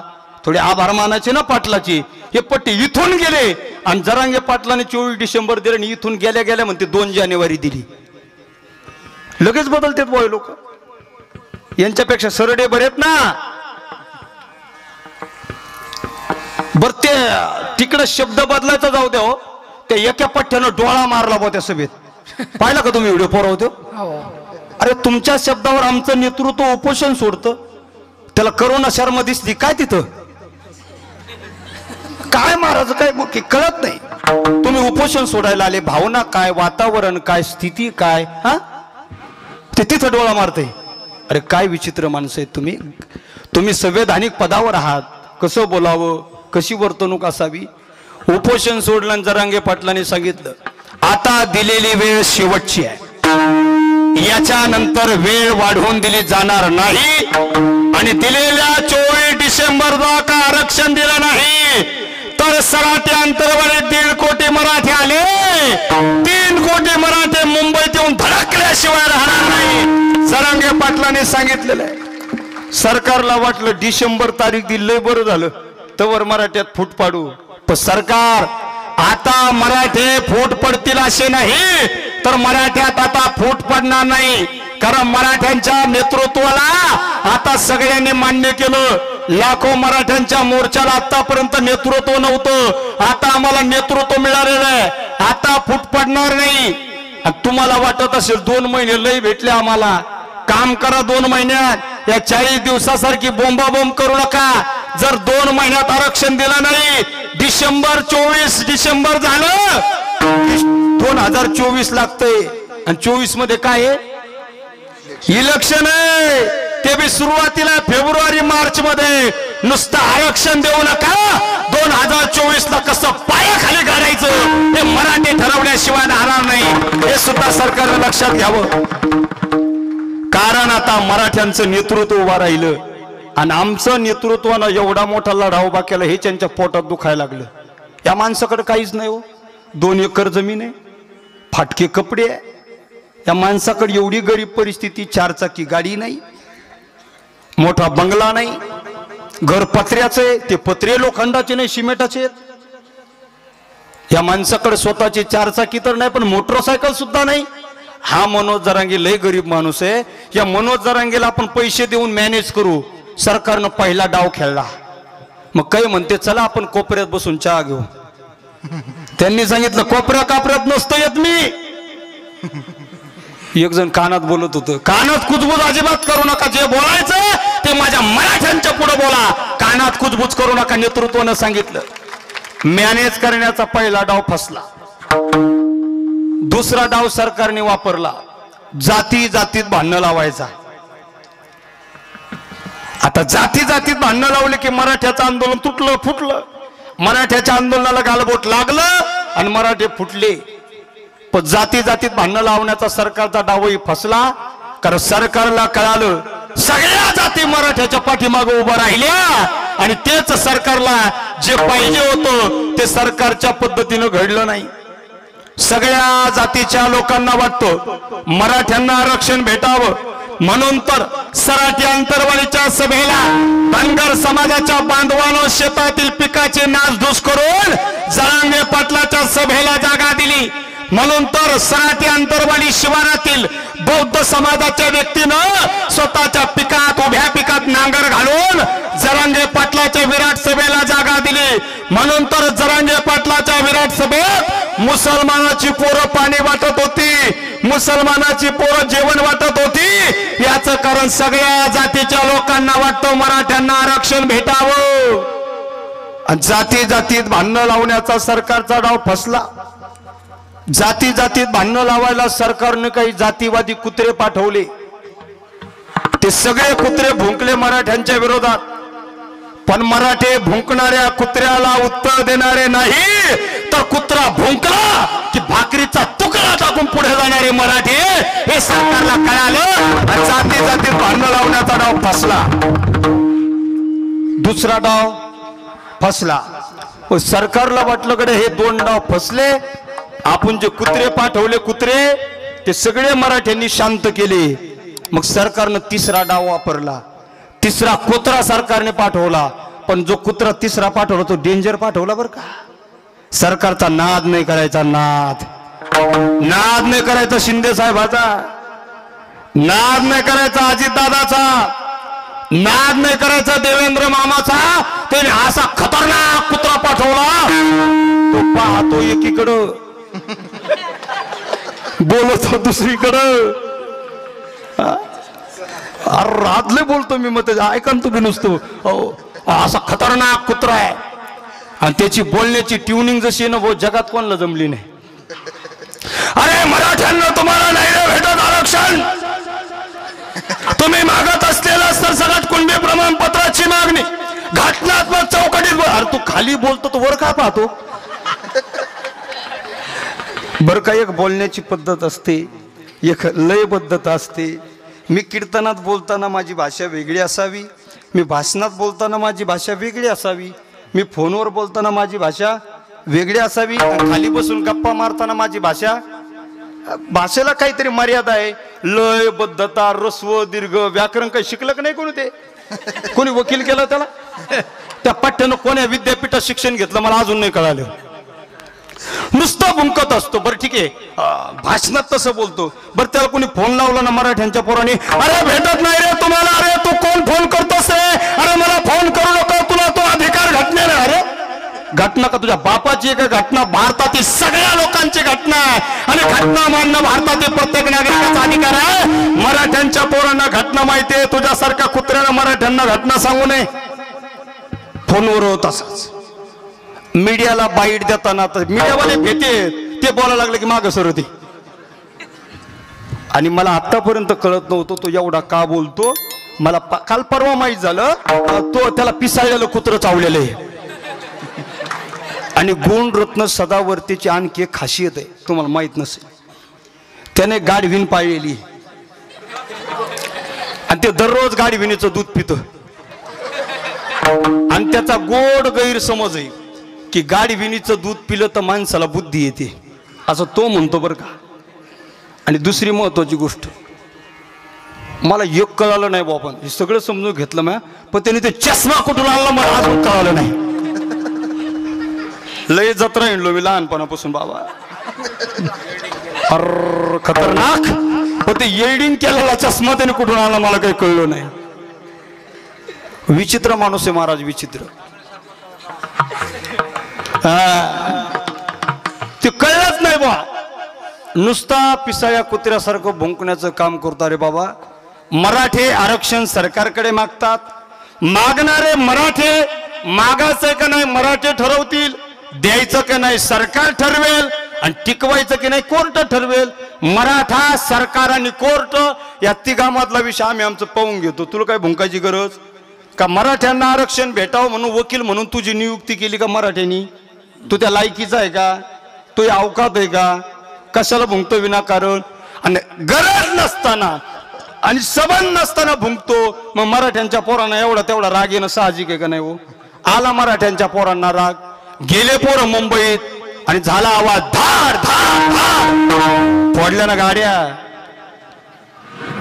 मंगेश साबळे अर नुसता फोन लावला तर ऑफिसाला कुत्रा एवढा भुंकतो, त्याच्या गाड्या फोड्यावर लय मिरची झोंबली असेल पोत्याला. लगेच तो फ्लॅट मधून खाली आला, घरातून खाली आला, मीडिया समोर, अरे अरे अरे महाराष्ट्रात माझ्यावर अन्याय होतोय, संविधान सुरक्षित राहिलं नाही, मनोज जरांगे अराजकता माजवतोय, मनोज जरांगेला अटक करा, मनोज जरांगेच्या मुसक्यावळा, मनोज जरांगेला तात्काळ अटक करा. अरे सदावर्ते, तो मराठ्याच्या साध्या एका सरपंचाला अटक करू शकला नाही, मराठ्यांच्या दैवताला जरांगे पाटलाला का अटक करशील? साधा मंगेश साबळे तुला अटक ठेवता आला नाही. मराठ्यांचा नाद करू नको. आतापर्यंत मराठ्यांना जे आडवे आले ना, त्यांना आडवा करण्याचं काम मराठ्यांनी आतापर्यंत केलेलं आहे. म्हणून नाद नको करू मराठ्यांचा.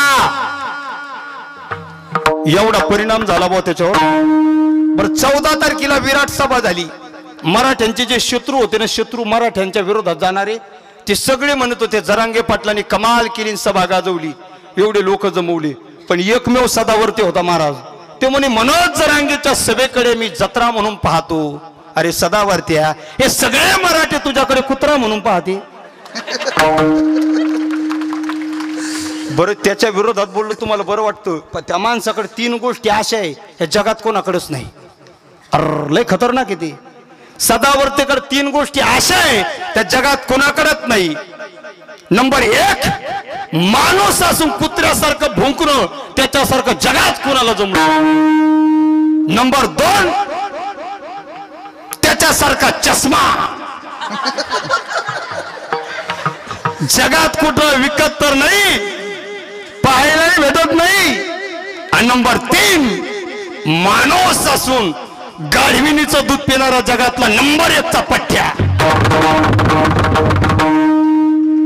लय डेंजर आहे महाराज ते. बरं, ते पोरांनी गाड्या फोडल्या, मी समर्थन नाही करत त्या पोरांचं बरं का, पण त्या गाड्या फोडल्याचा परिणाम असा झाला, जरांगे पाटलाच्या सभेला तो जत्रा म्हणतो, दुसऱ्या दिवशी पलटला बा. तो काय म्हणे, मनोज जरांगे माझा भाऊ आहे. भाषा त्याचा स्वर खाली आला ना बा. हो ना. मनोज जरांगेच्या सभेला मी जत्रा यासाठी म्हटलो, मी माझ्या गावाकडे वर्षातून एकदा जत्रेला जातो, तिथं महादेवाचं मंदिर आहे, मी तिथं दर्शनाला जातो. जत्रेत गेलो की महादेवाचं दर्शन घेतो. मनोज जरांगे मराठ्यांचा देवच आहे ना, म्हणून त्याच्या सभेला मी जत्रा म्हणलो. काल तर अटक करा म्हणत होता पठ्ठ्या, आज लगेच देव म्हणायला लागला तू. अरे सदावर्ते, तुझ्या नुसत्या गाड्या फोडल्या, तू जरांगे पाटलाला देव म्हणायला लागला. जर तू मंगेश साबळेच्या तावडीत सापडला असताना जरांगे पाटलासोबत नाक घासत तुला लोटांगण घ्यावं लागलं असतं. मराठ्यांचा नाद नको करू. पुन्हा 2-4 दिवस गेले बा. पण जुन्या लोकांची एक म्हण आहे, जित्याची खोड मेल्याशिवाय.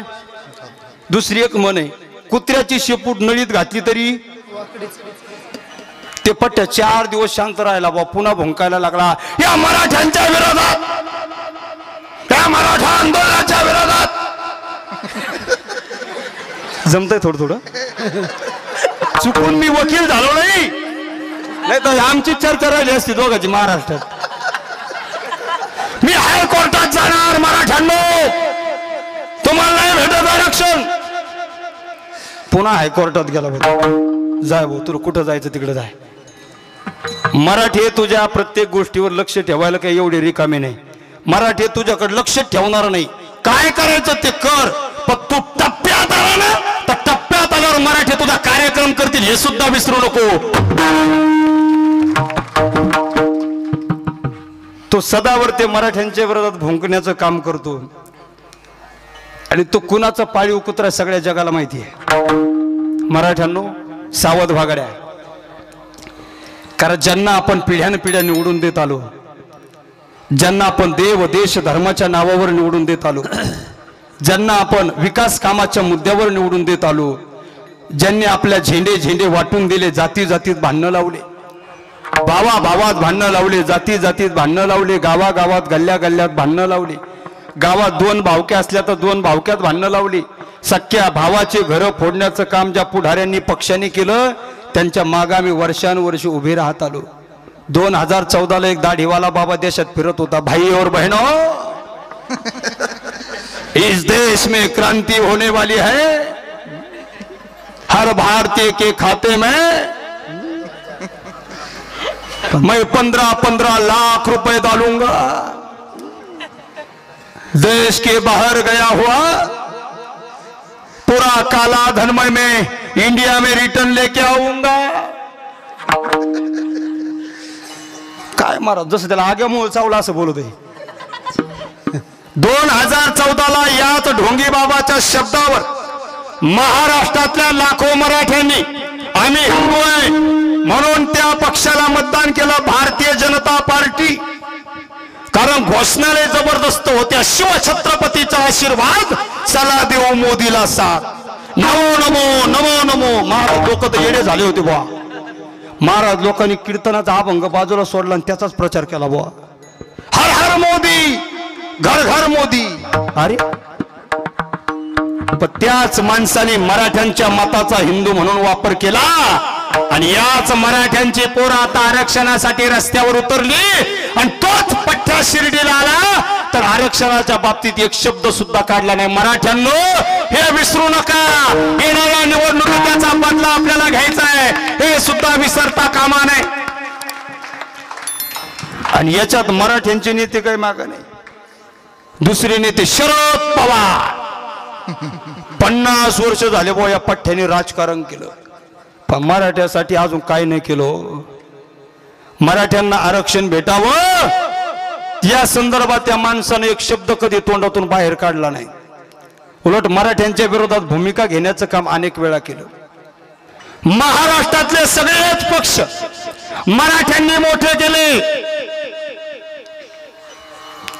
भारतीय जनता पार्टी मराठ्यांच्या जीवावर मोठी झाली, शिवसेना मराठ्यांच्या जीवावर मोठी झाली, राष्ट्रवादी मराठ्यांच्या जीवावर मोठी झाली, काँग्रेस मराठ्यांच्या जीवावर मोठं झालं, मनसे मराठ्यांच्या जीवावर मोठी झाली. उरले सुरले त्या गुलाबी झेंड्याच्या मागे लागले. आता आपकी बार किसान सरकार, BRS भारत राष्ट्र समिती, के चंद्रशेखर राव, उरलेले तिकडे गेले.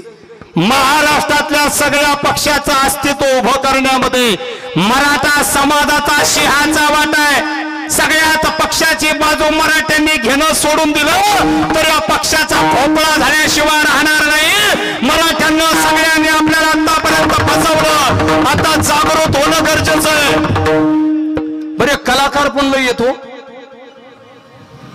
राज्याचे मुख्यमंत्री इकडे म्हणतात आरक्षण देऊन, तिकडे त्यांच्याच कार्यकर्त्याला गावागावात पाठवतात आणि म्हणतात तुम्ही असं म्हणा की आम्ही शान नको, आम्हाला आरक्षण नको.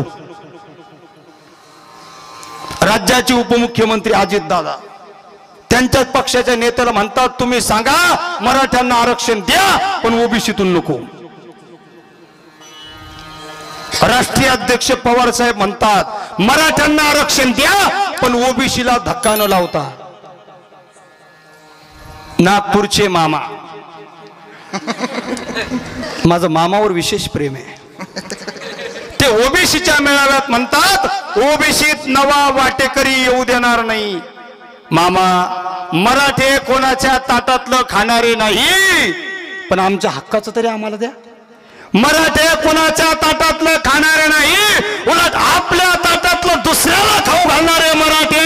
पण आमच्या तोंडचा घास हिरवण्याचं काम तुम्ही केलं. सगळेच मराठ्यांच्या विरोधातले. बरं, आरक्षणाला पाठिंबा न देऊ द्या यांनी, कमीत कमी विरोध करू नका.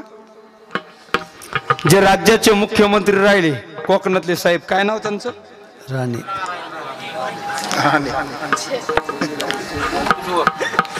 कोंबडी चोर म्हणते. अरे हा मनोज जरांगे कोण आहे ते म्हणतात बरं का. राणे साहेब. मनोज जरांगे कोण आहे सांगू? मनोज जरांगेची उंची काय आहे सांगू राणे साहेब? तुमचे 2 पोर आणि तुम्ही एकावर एक उभा राहिले ना तरी जरांगे पाटील ती उंची होणार नाही. ते मनोज जरांगे पाटील ते काय म्हणे माहितीये का? मनोज जरांगेंनी जे सरसगट कुणबी प्रमाणपत्राची मागणी केली ना ते आम्हाला मान्य नाही. आम्हाला कुणबी प्रमाणपत्र नको साहेब, घेऊ नका. तुम्ही तुमच्या घरी आणून द्यायला लागले का मराठी? पण कमीत कमी मराठ्यांच्या पोरांना अडवं तरी येऊ नका. ते मराठ्यांच्या विरोधात भुंकण्याचं काम करतात. दुसरे कोकणातले दुसरे नेते ज्यांचं आता काहीच राहिलं नाही. हो, रामदास कदम. अरे तोत्रा हा. मनोज जरांगेने आमचा का ठेका घेतला काय? मनोज जरांगे तू आम्ही शहाण्णव कुली मला ते आमचा तू ठेका घेतलाय का? आम्ही कुणबी मला ते नाही, आम्हाला कुणबी म्हणून आरक्षण नको. हाच रामदास कदम 1 वर्षापूर्वी पत्रकार परिषद घेऊन रडत होता आणि रडू येत नाही म्हणून डोळ्यात झेंडू बॉम्ब लावत होता आणि म्हणत होता माझ्या पोलांचं कसं होणार, माझ्या पोलावर अन्याय झाला, माझ्या पोलावर पक्ष प्रमुखांनी अन्याय केला, आता मला पक्ष सोडल्याशिवाय पर्याय नाही. तुझ्यावर थोडा अन्याय झाला आणि तू मंत्री राहून एवढी प्रॉपर्टी कमवून सुद्धा तू म्हणतो माझ्या पोरांचं कसं होणार. अरे गोरगरीब मराठ्यांची पोरं आरक्षणाअभावी नोकरी लागत नाही म्हणून आत्महत्या करतायत. या गरीब मराठ्यांच्या पोरांचा विचार तू करणार आहेस की नाही? आणि जर मराठ्यांच्या पाठीमागे उभा राहता येत नसेल तर राहू नको, पण कमी कमी विरोधात भुंकण्याचं काम करू नको. जरांगे पाटलाला रामदास कदम बद्दल विचारलं, त्यांनी असं एक वाक्य सांगितलं. दुसऱ्या दिवशी रामदास कदम म्हणे बुवा आमच्या छाताडावर बसा, आम्ही तुम्हाला काहीच म्हणणार नाही. भाऊ, या मराठ्या पुढे चांगले चांगले गार झाले. दिल्लीच्या औरंगेला घाबरून टाकणारे मराठे, अफजल खान नावाच्या 32 दाताच्या बोकडाचा प्रतापगडाच्या पायथ्याला भर दिवसा कोथळा काढणारे मराठे, शाहिस्ते खानाची मस्ती जिरवण्याकरता त्याचे बोट छाटून पळता भुई थोडी करायला लावणारे मराठे, तुझ्यासारख्याला गाडायला वेळ लागणार नाही. पण मराठ्यांचा संयम अजून सुटलेला नाही. सगळे मराठ्यांच्या विरोधात भुंकण्याचं काम करतात. आणि एक महत्वाची गोष्ट सांगू, मराठ्यांचे नेते मराठ्यांना साथ देत नाही. त्याचं कारण माहिती आहे तुम्हाला? मराठ्यांच्या 90% नेत्याकडे ओबीसी प्रमाणपत्र आहे. त्याला काय घेणं? राधाकृष्ण विखे पाटील मराठ्यांचे प्रस्थापित आणि प्रतिष्ठित नेते आम्ही म्हणतो, ते ओबीसी आहे. आता मराठ्यांचा नेता कुणाला म्हणायचा नाही, जो मराठ्यांसाठी, मराठे त्याच्यासाठी. इथून पुढे जो आपल्याला साथ देईल त्याच्या पाठीमागे आपल्याला उभं राहायचं. विरोधात तर कुणाच्या बोलू शकतो मी, विरोध कुणालाही करेल मी, पण चांगलं सुद्धा मला कोणासाठी तर बोलावं लागेल. मराठ्यांच्या विरोधात कुणीही मेळावे घ्यायला लागला, आता कुणीही मेळावे घेतं. मी नाव नाही घेणार, कोणाची एवढी लायकी नाही संप्रदायाची व्यासपीठावून त्यांचं नाव घ्यावं. पण मराठ्यांची बाजू 2 वाघांनी मांडली. एक आमदार बच्चू कडू, मराठा कुणबी त्याला आरक्षण भेटलंच पाहिजे, त्या वाघानं ठणकावून सांगितलं. आणि दुसरा वाघ बाळासाहेब उर्फ प्रकाश आंबेडकर, मराठ्यांना आरक्षण भेटलंच पाहिजे, ते त्यांच्या हक्काचं प्रकाश आंबेडकरांनी सांगितलं. आणि ज्यावेळेस प्रकाश आंबेडकर मराठ्यांच्या बाजूने बोलायला लागले ना, त्यावेळी बाबासाहेबांचं जे शिवरायावर प्रेम होतं ते प्रकाश आंबेडकरांचं प्रेम जरांगे पाटलावर दिसून आलं. आणि या राज्यात सगळे समाज एकत्र एक संघ आहे हे त्यांच्या वाक्यातून दिसून आलं. विठाला विठाला.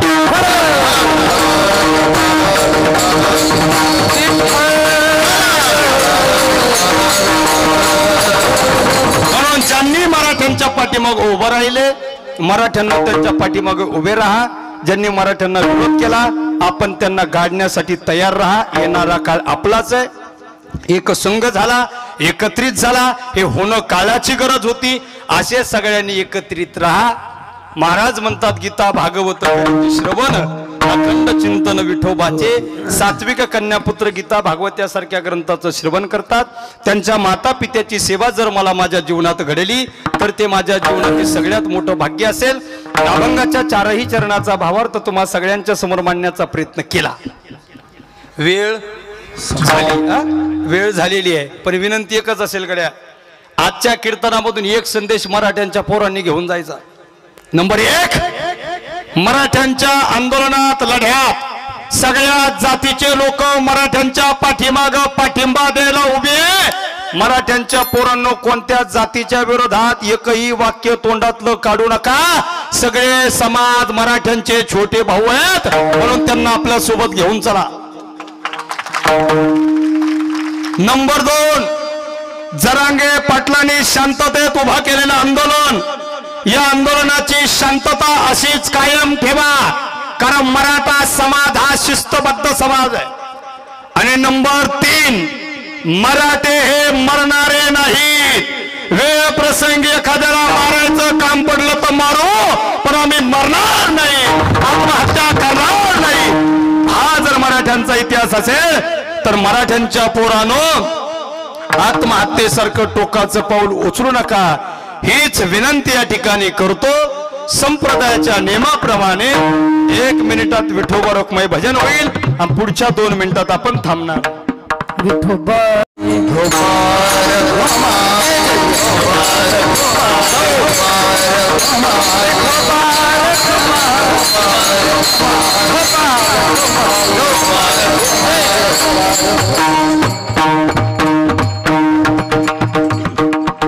आणखी एक तुमचा गैरसमज काढून टाकतो बरं का. हे म्हणले असते मी हार घेऊन उभा राहिलो, महाराजांनी हार का घालून दिला नाही. मी शपथ घेतली आहे. सराकी अंतर्वलीत मराठ्यांचा रक्तरंजित इतिहास घडला. मराठ्यांच्या आमच्या माता मावल्याचं रक्त अंतर्वलीत सांडलं. मराठ्यांच्या तरण्याबांड पोराचं रक्त अंतर्वलीत सांडलं.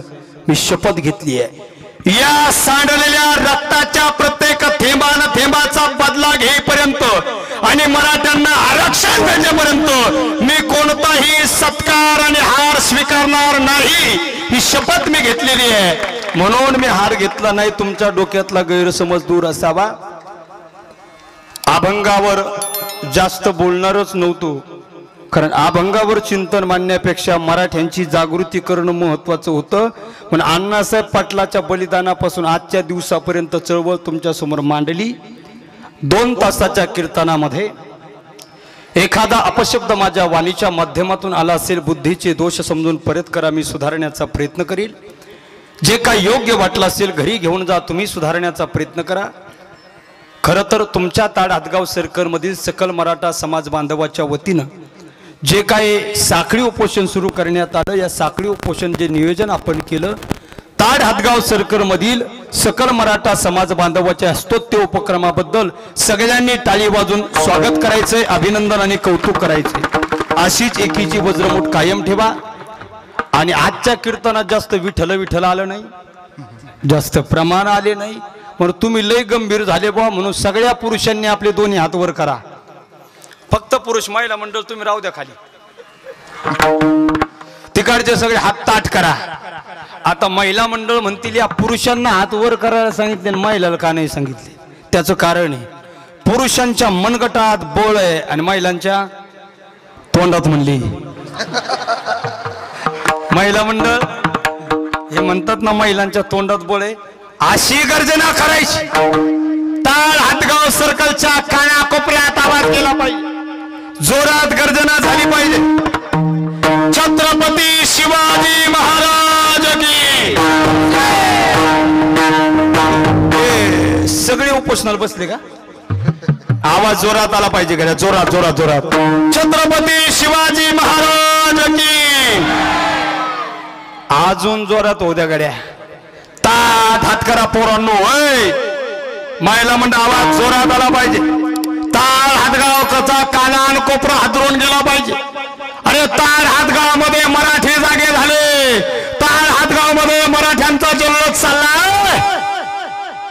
असा आवाज पंचक्रोशीत दुमदुमून गेला पाहिजे. इकडे वनारसी लोक गेलं पाहिजे, इकडे बनगाव लोक गेलं पाहिजे. आणि इकडं पांगर खेड्याच्या पुढे गेलं पाहिजे प्रौढ प्रताप पुरंदर क्षत्रिय कुलवंश सिंहासनाधीश्वर राजाधिराज महाराज श्रीमंत श्री छत्रपती शिवाजी महाराज की छत्रपती धर्मवीर संभाजी महाराज की